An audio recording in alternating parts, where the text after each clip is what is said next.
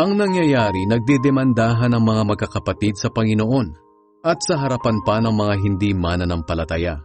Kayo mismo ang talo sa pagkakaroon ninyo ng mga kaso laban sa isa't isa. Bakit hindi na lang ninyo tiisin ang mga gumagawa ng masama at nandaraya sa inyo? Ngunit ang nangyayari, kayo pa mismo ang gumagawa ng masama at nandaraya.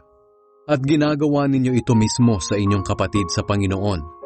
Hindi nyo ba alam na hindi magmamana ng kaharian ng Diyos ang masasama?